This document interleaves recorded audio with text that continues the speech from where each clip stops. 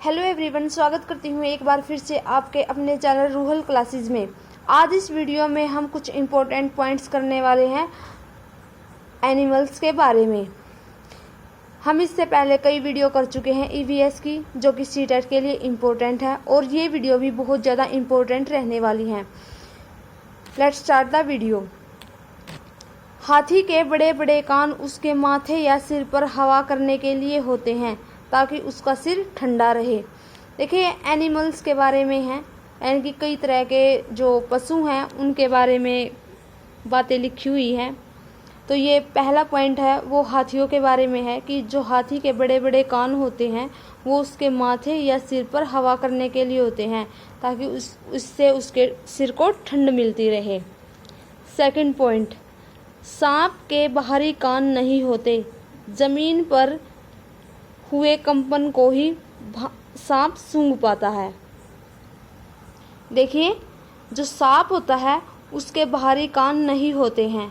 आपने देखा होगा कि सांप के जो हैं बाहरी कान का मतलब है कि जिस तरीके से मनुष्य के कान बाहर होते हैं, यानी कि हम उन्हें छू सकते हैं, उन्हें मतलब कि दूसरे व्यक्ति को दिखाई देते हैं, उसी तरीके से सांप के जो कान वे बाहरी कान नहीं होते हैं। और जो सांप कैसे सुनता है, वो कंपन से। जैसे कि कोई सांप है और जब आप चलोगे ज़मीन पर, तो वो जो आपके चलने से जो कंपन उत्पन्न होगा उससे ही सांप को पता चलता है कि कोई व्यक्ति या फिर कोई और चीज़ मेरे नज़दीक आ रही है। थर्ड पॉइंट, जंगल में पेड़ पर बैठा लंगूर बंदर नज़दीक आती मुसीबत जैसे शेर, चीता आदि को देखकर या भांपकर एक खास आवाज़ निकालकर अपने साथियों को सावधान करता है। आपने देखा होगा कि जंगल में जो लंगूर बंदर होते हैं वो कई तरीके की आवाज़ निकालते हैं, लेकिन जब उन्हें ये पता चलता है कि कोई शेर या चीता, यानी कि जब उन्हें ये महसूस होता है कि कोई हमारा दुश्मन हमारे नज़दीक आ रहा है, तो वो एक ख़ास तरीके की आवाज़ निकालते हैं जिससे उसके जो साथी होते हैं वो सावधान हो जाते हैं। फोर्थ पॉइंट, 26 दिसंबर 2004 में आए सुनामी से कुछ समय पहले जानवरों के अजीब व्यवहार और चेतावनी भरी आवाज़ों को अंडमान की जारवा आदिवासी जनजाति समझ गई। यानी कि जो 26 जनवरी 2004 को जो तूफान आया था, यानी कि जो सुनामी आई थी, उसके कारण मतलब आने से पहले जो जानवर थे वहाँ पर, उन्होंने एक अजीब तरीके की आवाज़ें निकाली जिससे अंडमान की जारवा जनजाति समझ गई और वो वहाँ से चले गए। देखिए, जब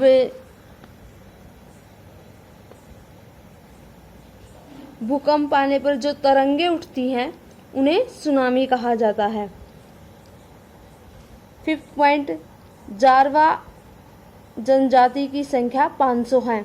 यहाँ पर एक क्वेश्चन बनता है कि जारवा जनजाति कहाँ पाई जाती है, तो अंडमान में। हम इससे पहले मैंने आपको एक टॉपिक करवाया था जिसमें कुड़ुक जनजाति थी, वो कहाँ पाई जाती थी, झारखंड या मे बी केरल में शायद, आप देख लेना कहाँ थी।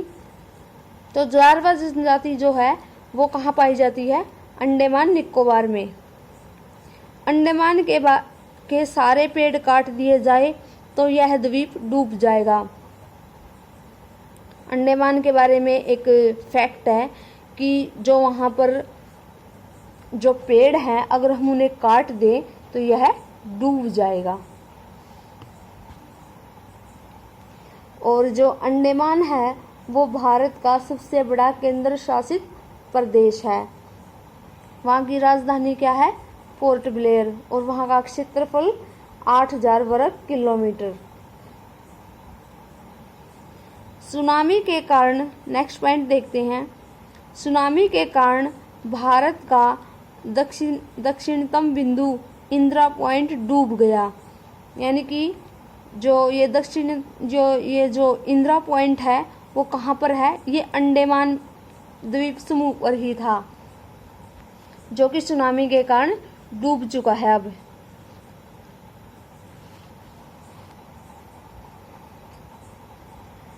अगला देखते हैं डॉल्फिन।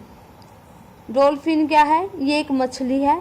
इसके बारे में क्या लिखा हुआ है कि ये एक दूसरे से बातें करती हैं। वैज्ञानिकों को यह मानना है कि कई जानवरों की अपनी पूरी भाषा होती है और बहुत से जानवर किसी मौसम में लंबी गहरी नींद में चले जाते हैं। कि जो डॉल्फिन मछली है वो एक दूसरे से बातें करती है, ये बात सच है। और वैज्ञानिक इस बात को भी मानते हैं कि कई जो जानवर होते हैं उनकी अपनी भाषा होती है जिसमें वे एक दूसरे से बातें करते हैं। नेक्स्ट पॉइंट है स्लोथ। ये क्या है? यह भालू जैसा दिखता है पर भालू नहीं होता है। यह दिन में लगभग 17 घंटे उल्टे लटक कर सोते हैं। जो ये स्लोथ है वो भालू जैसा दिखता है। और ये जो स्लोथ के बारे में CTET में क्वेश्चन भी आया है कि इसकी क्या क्या कैरेक्टरिस्टिक है, यानी कि उनकी इसके बारे में कौन कौन सी बातें सच हैं। तो एक तो ये हो गया कि यह भालू जैसा दिखता है और यह 17 घंटे उल्टे लटक कर पेड़ पर सोते हैं। इसकी औसतन आयु कितनी है? इसकी औसतन आयु 40 वर्ष है, यानी कि जो एवरेज है इनकी कुछ ज़्यादा 40 से कम या ज़्यादा, लेकिन लगभग 40 ही, इतने वर्षों तक ये जीवित रहते हैं।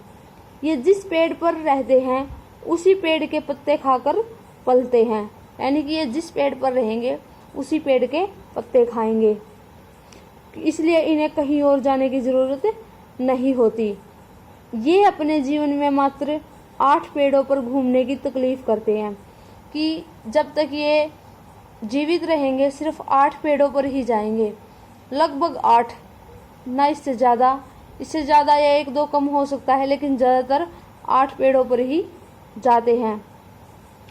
सप्ताह में एक बार शौच करने के लिए नीचे उतरते हैं, यानी कि ये सिर्फ एक बार ही शौच करते हैं हफ्ते में। देखिए कुछ और जानवरों के बारे में है कि उनके सोने के कितने घंटे हैं।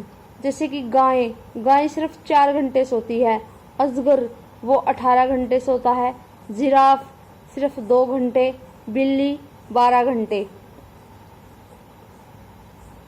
ये कुछ इम्पोर्टेंट पॉइंट थे, यानी कि कुछ पशुओं के बारे में इम्पोर्टेंट चीज़ें थी जो मैंने आपको बता दी हैं। देखिए जो चीज़ें मैंने अंडरलाइन कर रखी हैं वो इम्पोर्टेंट है, आप उन्हें ध्यान से देख लेना। आई होप आपको वीडियो पसंद आई होगी।